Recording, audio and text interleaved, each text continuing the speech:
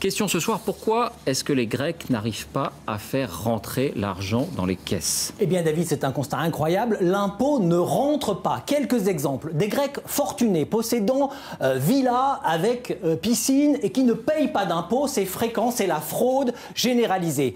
Autre exemple, l'Église orthodoxe, pourtant riche d'un immense patrimoine, ne paye toujours pas le moindre impôt. Ça, c'est le poids des traditions. Et vous n'allez pas le croire, il n'y a toujours pas de cadastre digne de ce nom pour évaluer l'impôt foncier. Et je vous passe la TVA qui ne rentre pas. En clair, c'est le système D généralisé. En face, l'administration des impôts est défaillante, voire corrompue. Mais la Grèce n'a pas fait les réformes qui s'imposaient? On ne crée pas un État en un jour et surtout, on ne change pas si facilement une culture, un état d'esprit. Les Grecs ont vécu au-dessus de leurs moyens trop longtemps. Résultat, la dette atteint un niveau record, 340 milliards d'euros, c'est 165% de la richesse nationale, c'est 2 fois plus qu'en France. Ça signifie que pour rembourser, les Grecs devraient y consacrer la totalité de leurs revenus, leurs recettes, leurs salaires, et ça pendant 1 an et demi non-stop. C'est évidemment impossible. Merci Jean-Paul pour ces explications. Et puis après la Grèce, après le Portugal et après l'Irlande, l'Italie sera-t-elle à son tour en difficulté? L'agence Moody's menace de dégrader sa note en raison de la dette, en raison de la faible croissance.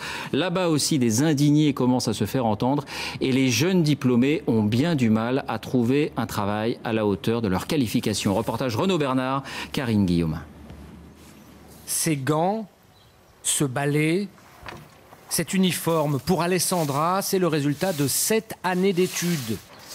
Ingénieure spécialiste de l'environnement, titulaire d'un master en communication, elle se retrouve cantonnière pour 1 000 € par mois. Comme un diplômé sur 2 en Italie, Alessandra ne trouve pas d'emploi correspondant à sa formation. Je ne m'attendais pas à ça. Quand on étudie, quand on fait des sacrifices, on espère en récolter les fruits. Et c'est comme ça pour Alessandra, 6 jours sur 7, à balayer les rues de Rome. Demain, tu feras la Piazza Mosca, puis tu reviendras en arrière et tu feras la partie droite. Le cas de la jeune femme n'est pas isolé. Ici, tous ceux qui travaillent à la propreté de la ville sont des jeunes surdiplômés. Cyniques, leurs responsables des ressources humaines s'en félicitent. Évidemment, avec le chômage des jeunes à 30%, on en a beaucoup.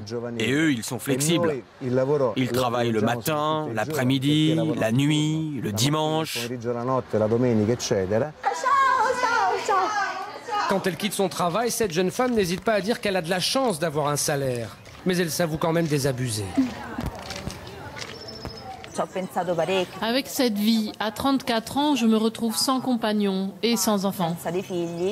La conséquence de cette situation, c'est la multiplication des Tanguy. Ils ont fait des études, ont la trentaine, mais vivent encore chez leurs parents. Ils ne travaillent pas. Alors, on l'héberge encore.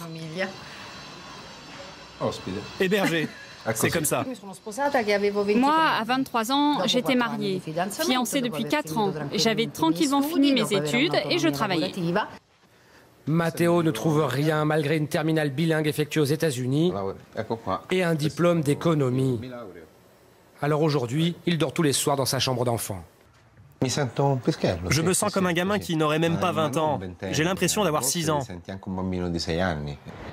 Diplômés sans travail, ils sont 7 millions à devoir vivre chez leurs parents. C'est le record d'Europe.